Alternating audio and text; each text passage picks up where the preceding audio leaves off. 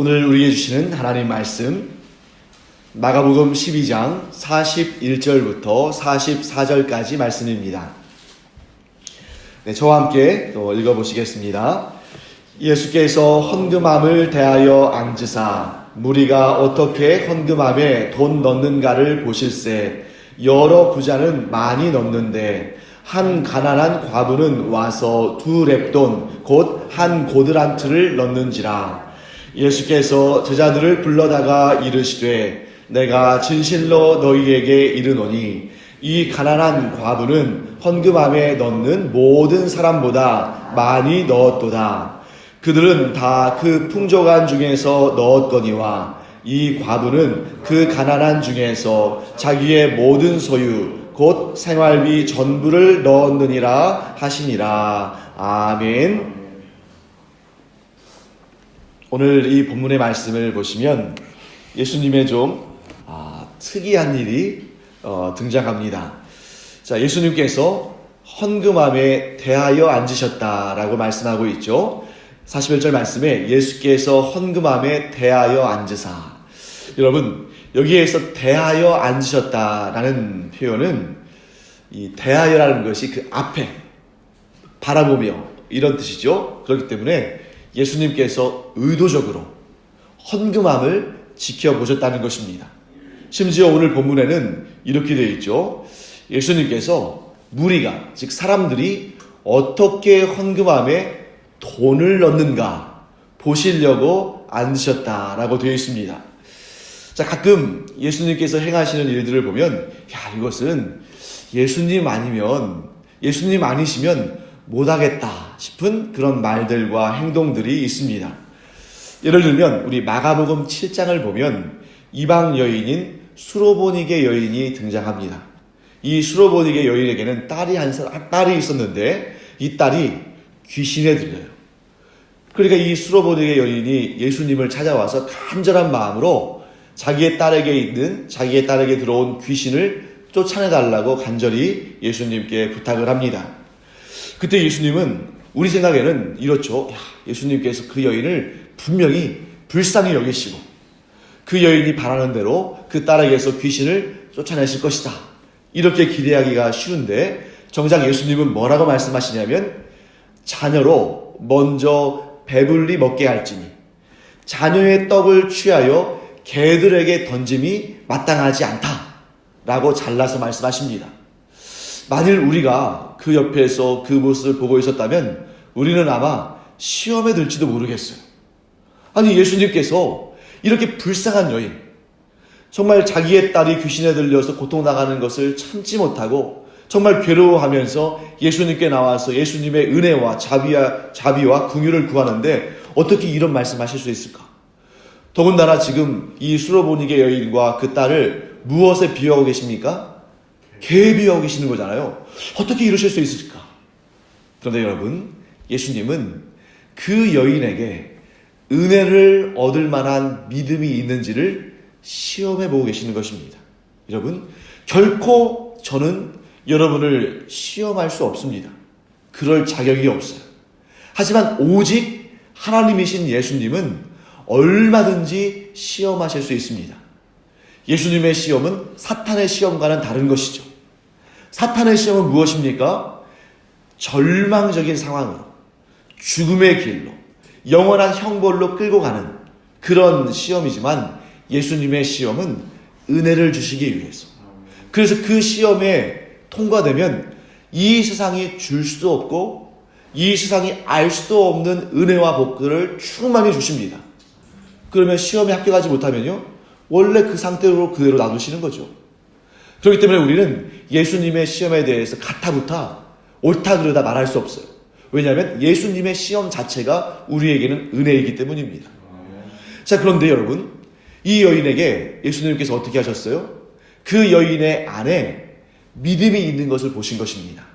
이 여인이 뭐라고 대답했냐면 주여 올소이다마는 상 아래에 있는 개들도 그 아이들이 먹던 부스러기를 먹습니다. 얼마나 귀한 믿음입니까? 이 믿음을 보시고 즉시 예수님은 그 여인의, 즉 수로보니게 여인의 딸의 귀신을 쫓아내시는 그런 놀라운 역사를 이루어 주십니다. 예수님께서 인간의 창조자요, 온 우주의 주인이심을 이 사건을 통해서 보여주신 것이죠. 자, 이렇게 마음을 달아보시는 하나님, 마음을 달아보시는 예수님, 이 예수님의 모습을 오늘 본문 가운데서도 우리는 발견하게 됩니다. 자, 예수님은 지금 헌금함 앞에 앉으셔가지고 헌금하는 사람들을 한 사람 한 사람 유심히 살펴보셨습니다. 여러분, 이런 말씀을 보면 우리가 지금 예배를 드리고 있는데 우리의 평소에 예배하는 모습, 또 우리가 기도할 때 우리의 마음의 자세, 또 우리가 하나님께 헌금을 드릴 때에 그 헌금을 드리는 행위, 이 모든 일들을 우리가 다시 한번 이렇게 가다듬게 되죠. 왜냐하면 지금 2000년 전에 이 성전 앞에서 그 헌금함 앞에서 어떻게 돈을 넣는가 하는 것을 지켜보시는 예수님이 오늘 우리의 예배의 마음, 우리의 이 예배의 중심도 살펴보시는 줄 믿습니다. 저는 모르죠. 하지만 예수님은 지금 여러분 한 분 한 분을 지켜보고 계셔요. 그러면 어차피 우리가 하나님 앞에서 지켜봄을 당하고 있다면 어떤 마음을 하나님께 드려야겠습니까? 우리의 온 마음과 온 정성과 온 힘을 다해서 오직 하나님께 집중해서 예배드리는 그 모습을 보여드려야 되지 않겠습니까? 예배자로 우리가 하나님 앞에 바른 예배자의 모습을 보여드리기를 간절히 축원합니다. 그때 오늘 본문을 보면 예수님께서 뭐라고 말씀하시냐면 지금 이 구절의 말씀들 한 구절 한 구절이 굉장히 우리에게 중요한 의미죠. 여기에서 여러 부자는 많이 넣었다라는 기록이 나옵니다. 자, 사람들이 얼마나 넣었는지를 우리가 다 알 수 없어요. 우리가 어떻게 누가 얼마의 헌금을 했는지 알 수 있겠습니까? 하지만 예수님은 다 아신다는 거예요. 어떻게 예수님이 아시냐면 여러분, 우리는 예수님께서 전지전능하신 하나님이라는 사실을 분명히 깨닫고 있어야 됩니다. 그러니까 예수님은 이 부자가 얼마를 넣는지를 다 아시는 거죠. 그런데 여러분, 아마도 이 부자들이 헌금을 하는 이 순간에는 예수님께서 그 전지전능하신 하나님의 능력을 사용하실 필요도 없었을 것 같아요. 왜냐하면 여러분, 우리가 이미 어떤 내용들을 공부해 왔냐면 이 당시에, 이 2000년 전에 이 당시에 많은 사람들이 자기의 의를 드러내기 위해서 경건한 행위들을 사용하고 있는 것을, 이용하고 있는 것을 많이 보았습니다. 예수님께서 이렇게 지적하셨죠. 너희들은 그렇게 기도하지 말아라. 너희들은 그렇게 금식하지 말아라. 하시면서 외식하는 자들에 대해서 우리에게 여러 번 알려주셨습니다. 그래서 외식하는 기도를 하는 사람들은 어떻게 했습니까? 큰 길가나 시장처럼 사람들이 많이 모이는 곳에 가서 일부러 서서 큰 소리로 기도를 했어요.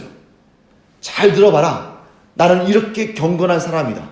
나는 이렇게 경건하게 기도하는 사람이다 하고 사람들 앞에서 자신을 드러냈습니다. 자기의 의를 드러낸 것이죠. 또한 금식하는 사람들도 그냥 조용히 금식한 것이 아니라 얼굴에 재를 바르고 머리에 재를 뒤집어 쓰고 또 금식할 때 입는 베옷을 입고 그러면서 나를 봐라. 나는 이렇게 경건한 사람이다 라고 자신을 드러냈습니다. 예수님께서 이렇게 두 가지 기도와 금식, 외식하는 사람들의 모습을 우리에게 말씀하셨는데 헌금할 때는 그렇게 외식하는 사람이 없을까요? 아니죠. 헌금할 때도 역시 외식하는 사람들이 있었습니다. 이 사람들은 어떻게 했을까요? 특히 부자들 가운데 그렇게 외식하는 사람들이 많았겠죠. 그래서 순금으로 만든 달란트, 여러분 달란트는 오늘날의 화폐로 따지면 대략 4억에서 한 6억 사이 정도 되는 돈입니다. 대략 한 5억쯤 된다고 생각해 보세요. 그러니까 오늘날로 따지면 5억짜리 수표를 은행에서 떼와가지고 그거를 들고 이렇게 앞에 보여주는 거예요. 그러니까 이 옛날로 따지면 순금 달란트를 들고 사람들 앞에 하늘 높이 든 다음에 이렇게 든 다음에 헌금함에 떨어뜨리는 것입니다. 왜 그런 행위를 하는 것입니까? 내가 이렇게 많은 헌금을 하나님께 드린다 하는 것을 과시하는 것이죠. 또 어떤 사람은 그 정도까지는 못하니까 자기가 드릴 헌금을 가지고 오는데 동전으로 많이 준비해 옵니다. 그러고 나서 그것을 헌금교회에 떨어뜨릴 때 우수수 떨어지겠죠. 그러면 주변 사람들이 그 소리를 들으면서 야, 저 사람은 정말 헌금을 많이 하는구나 하는 것을 누구나 알게끔 그렇게 외식하는 모습으로 헌금을 했다는 거죠. 그러니까 지금 예수님께서 그 앞에 앉아서 헌금하는 사람들을 지켜보실 때 굳이 신적인 능력을 동원해서 얼마나 많이 넣었는지를 알아보실 필요가 없으셨던 거예요. 왜? 이미 많은 부자들은 다 보여줬습니다. 다 들려줬습니다. 이렇게 외식하는 헌금을 하는 사람들이 쭉 지나간 다음에 그 다음에 한 과부가 등장합니다. 겉으로 봐도 너무 초라하고 초췌하고 누가 봐도 돈 없는 가난한 여인이에요. 이 여인을 향해서 사람들은 관심이나 가졌을까요? 절대 관심 갖지 않습니다. 행색이 정말 좋은 옷을 입고 누가 봐도 얼굴에 기름이 흐르는 부자라면 사람들이 흘끼들끼 지켜봤겠죠. 저 사람 얼마나 넣을까? 이번에는 얼마나 많은 헌금을 넣을까? 하고 지켜봤을 텐데 이 과부가 왔을 때는 아무도 관심을 갖지 않습니다. 오직 딱 한 분, 누구만 그 여인을 지켜보고 계셔요? 예수님만. 예수님은 이미 이 여인이 헌금하기 위해서 헌금교회 앞으로 나아갈 때, 아니 그 이전부터 이 여인의 형편과 사정과 무엇을 넣을지를 다 알고 계셨어요. 이 여인은 무엇을 넣었습니까? 지금 이 본문을 잘 보세요. 2 렙돈이라고 되어 있죠. 그리고 그것은 한 고드란트입니다. 뭘 의미하는 것이냐면 이 당시에 가장 작은 화폐 단위, 가장 작은 화폐 단위는 렙돈이었어요.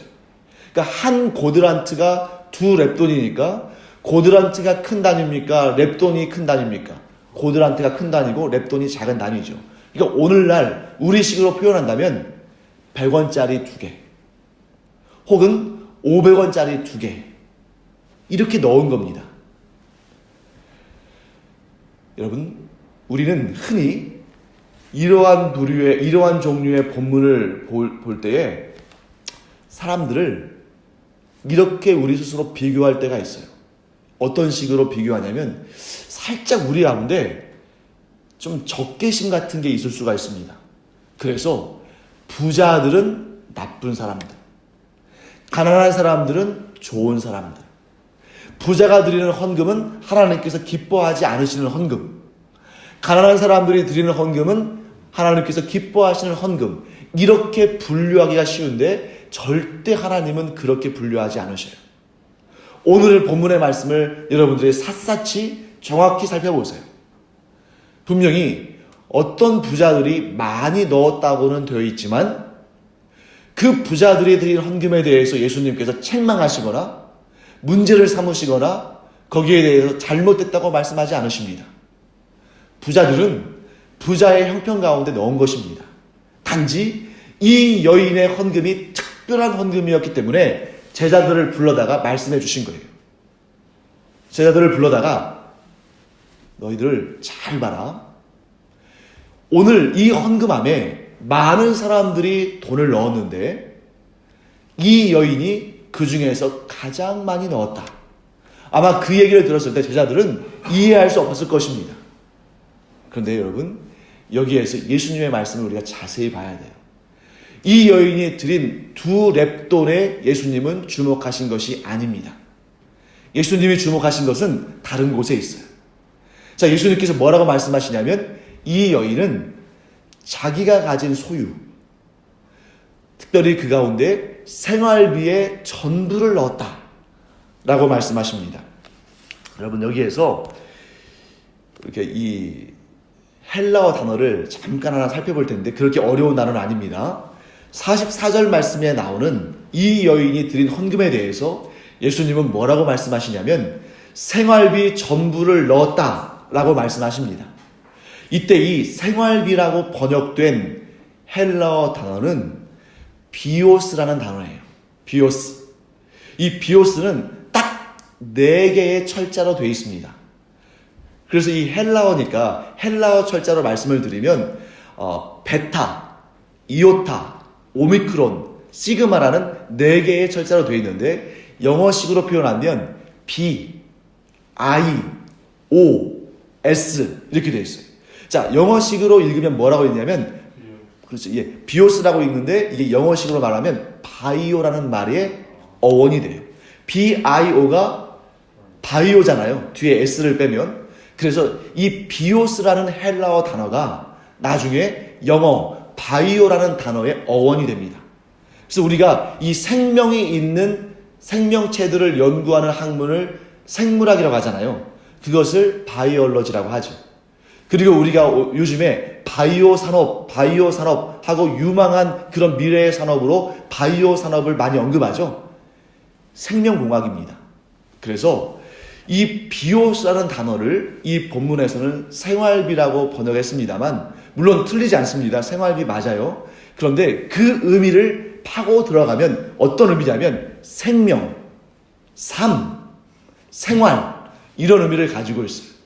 이러한 중심적인 의미를 아주 직역해서 우리가 해석한다면 그녀는 자신의 생명을 드렸다.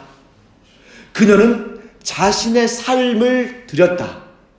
그녀는 자신의 생활을 드렸다. 라고 말씀하시는 것입니다. 예수님께서 제자들을 불러서 이렇게 말씀하시는 거예요. 너희들이 보기에는 누가 많이 넣었느냐? 본문에는 나오지 않지만 제자들은 아마 그렇게 질문을 받았다면 이렇게 대답했겠죠. 오늘 무려 5달란트나 드린 부자가 있었습니다. 오, 그래? 5달란트면 얼마냐? 네, 한 30억쯤 됩니다. 그래, 많이 드렸구나. 그런데 내가 보기에는 오늘 헌금을 드린 그 무수히 많은 사람들 가운데 이 가난한 여인이 가장 많이 드렸다. 왜냐하면 그 여인은 하나님께 자신의 생명을 드렸고, 그 여인은 하나님께 자신의 삶을 드렸고, 그 여인은 하나님께 자신의 생활을 드렸기 때문이다. 예수님은 이렇게 말씀하셨을 것입니다. 여러분, 자신의 온전한 생명을 드리는 것, 자신의 모든 삶을 드리는 것, 자신의 생활에 필요한 모든 것을 하나님께 드리는 것은 결코 쉬운 일이 아니에요. 여기에는 하나님을 향한 믿음과 소망과 사랑이 있지 않으면 결코 이러한 예물을 하나님께 드릴 수 없는 것입니다. 이 여인이 2렙돈을 드릴 때 그 근처에 있던 모든 사람들이 아무도 관심 갖지 않았지만 하나님만은 이 여인에게 모든 관심을 쏟으실 수밖에 없었습니다. 왜냐하면 이 여인 안에는 어떤 것들이 있었냐면 내 생명이 오직 하나님의 손에 달려있다는 그 사실을 이 여인은 철석같이 믿었던 거예요.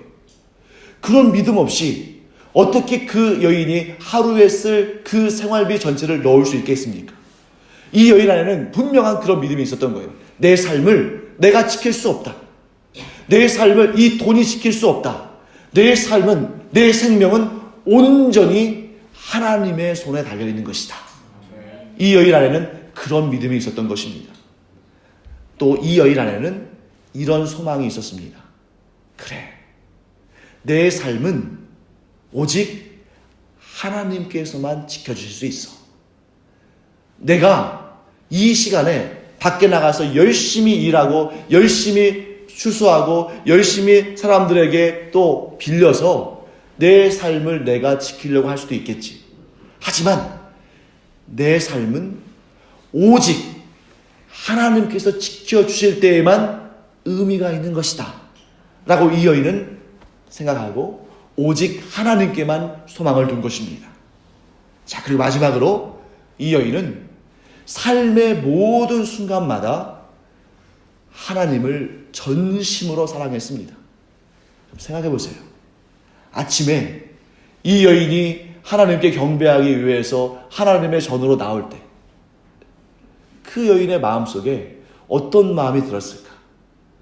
내가 하나님을 만나러 가는데 무엇을 하나님께 드리면 좋을까? 무엇을 하나님께 드리면 하나님께 기쁨을 드릴 수 있을까? 그녀의 마음은 이미 성전에 가기도 전부터 하나님을 향해서 박동치기 시작했을 겁니다. 하나님을 만나러 가는데 내가 무엇을 드리면 좋을까? 온 집을 다 뒤져봅니다. 무엇을 하나님께 드릴 것인지. 온 집을 다 샅샅이 뒤져보는데 장롱 밑도 봤겠죠. 옷도 한번 옷에 있는 주머니도 뒤져봤겠죠. 그런데 그렇게 해서 나온 것이 무엇입니까? 딱 동전 2개, 랩돈 2개가 나왔습니다. 그런데 그걸 가지고도 기쁜 마음으로 하나님께 달려옵니다. 하나님, 제가 가진 것이 이 랩돈 2개밖에 없지만 그러나 이 모든 것을 하나님께 드리기를 저는 간절히 소망합니다. 하나님께서 이 예물을 받으시고 기뻐하여 주시옵소서. 사랑하는 성도 여러분, 사람들 보기에는 너무 창피한 돈이에요. 동전 2개를 헌금함에 넣는 것을 누가 지켜본다면 비웃을 것 같습니다. 그럼에도 불구하고 이 여인은 자신 안에 있는 모든 것을 내어서 하나님께 드렸어요.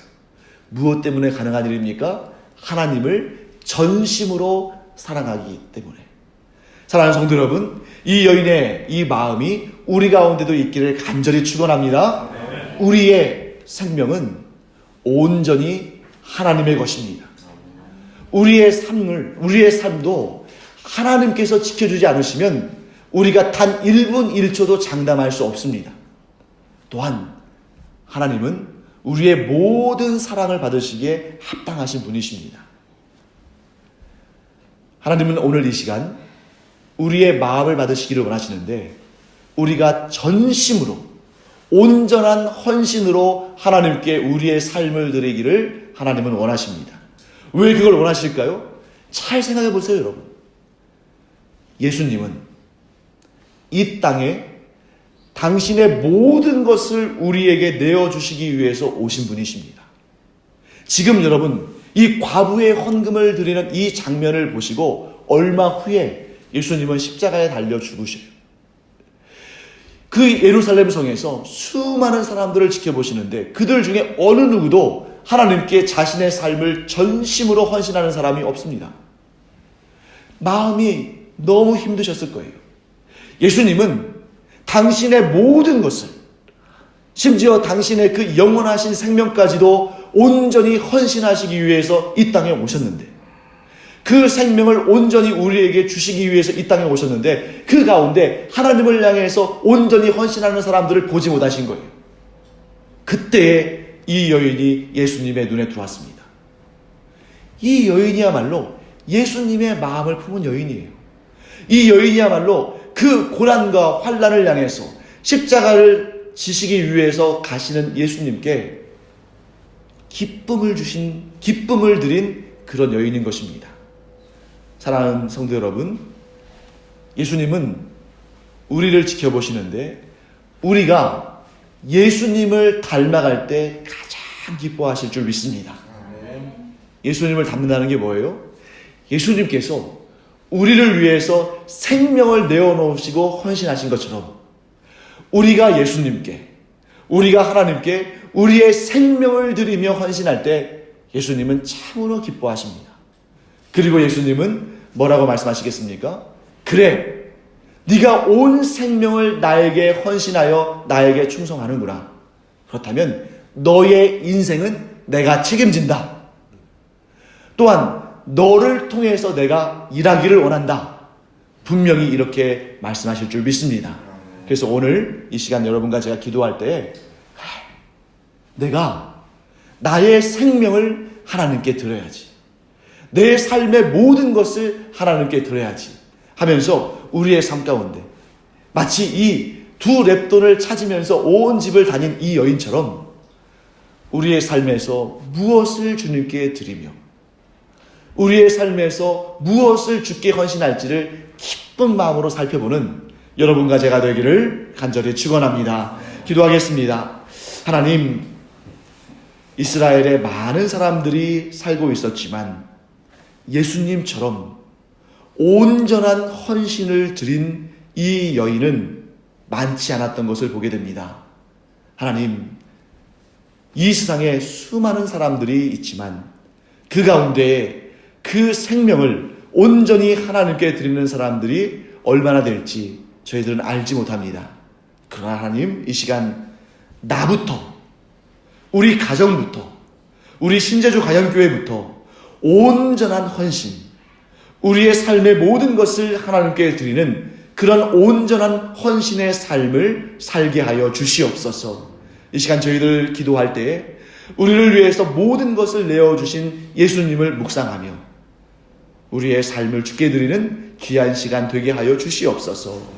감사드리며 예수님의 이름으로 축복하며 기도합니다. 아멘. 이제는 우리 주 예수 그리스도의 은혜와 하나님 아버지의 무한하신 사랑과 성령의 감동, 감화, 위로, 교통하심이 두 랩돈을 드린 과부와 같이 그 생명을 주께 드리기를 원하며 삶의 모든 것을 하나님께 헌신하기를 원하는 주님의 사랑하시는 자녀들 위해 이제로부터 영원토록 함께 있을지어다. 아멘. 자, 우리 기도할 때에 우리의 삶을 주께 드리는 귀한 헌신의 기도가 있기를 축원합니다. 기도하겠습니다. 하나님 아버지, 주님의 은혜를 감사